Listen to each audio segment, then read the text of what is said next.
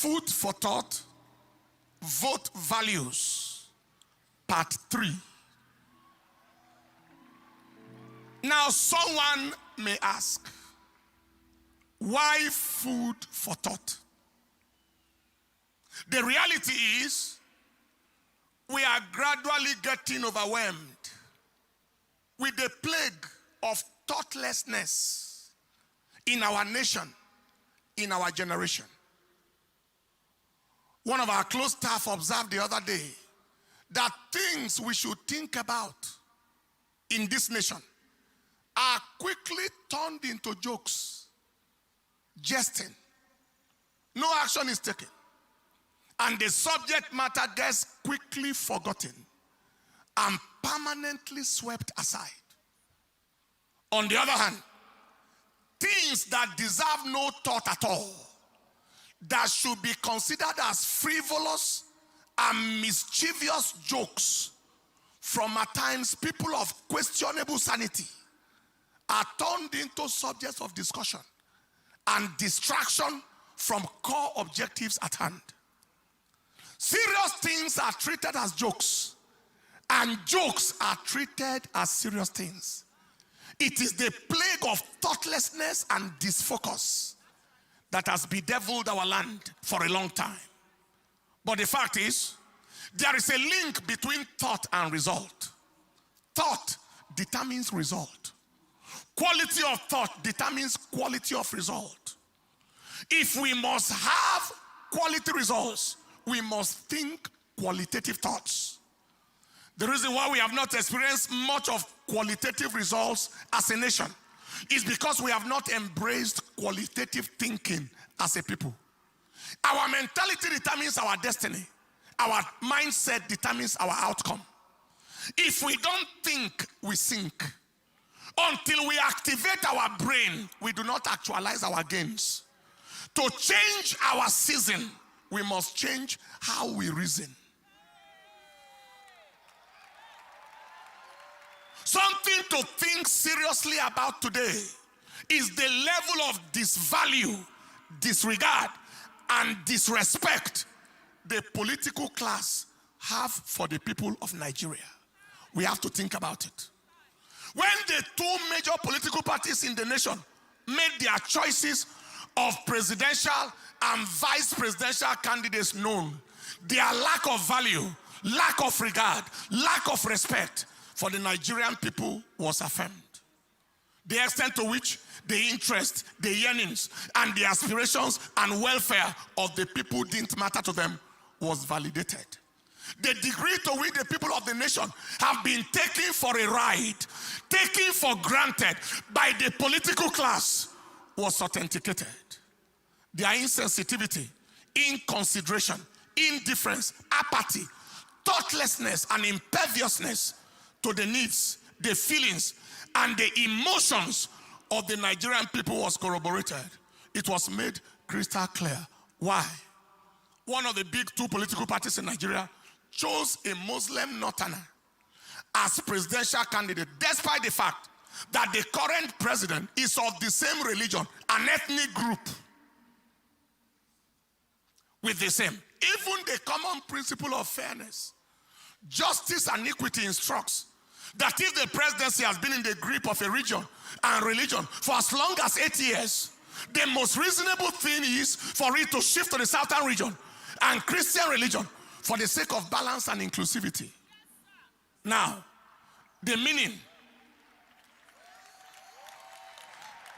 of coming under another presidency from the same region, the same religion, the same ethnicity as the current one is, after 8 years of rampaging and ravaging banditry, kidnapping, and herdsmen devastation of indigenous communities under the watch of the current leader, then we step into another 4 or 8 years of continuing destruction and devastation from wherever it stops in the current administration, God forbid. And our observation shows that these leaders have no word of condemnation or correction whatsoever for the dastardly acts of their people. Another 4 years or 8 years under a leader of the same kind as the current one will only embolden the killers to further their nefarious activities, saturating the land with blood. God forbid. The other of the two big political parties chose a Muslim presidential candidate and a Muslim vice presidential candidate. Can you see how much they have taken us for granted? In a multi-ethnic, multilingual, multicultural, multi-religious state as Nigeria. The fact is there are 36 states in Nigeria with 36 governors, 36 deputy governors. Out of 36 governors, 19 are Christians. That is 53%, more than half. Out of 36 deputy governors, 21 are Christians. That is 58%. Beyond that, of the 6 geopolitical regions in Nigeria, there is an extremely massive Christian population in the South-South, Southeast, Southwest, North Central. That is already 4/6. Even in the Northeast, in Taraba, Adamawa, Gombe, etc., Christians are found in their numbers. Even in the Northwest, in Southern Kaduna, in Kebbi, etc. These facts do not in any way speak of Christianity as a minority religion in this nation. Not at all. In fact, Christianity is far, very far from being a minority religion in Nigeria. People will actually be shocked when a true and realistic census is done in this nation. Yet, Christianity is despised to the point where not one person could be found to be the running mate to a Muslim presidential candidate, despite such a very massive Christian population in Nigeria.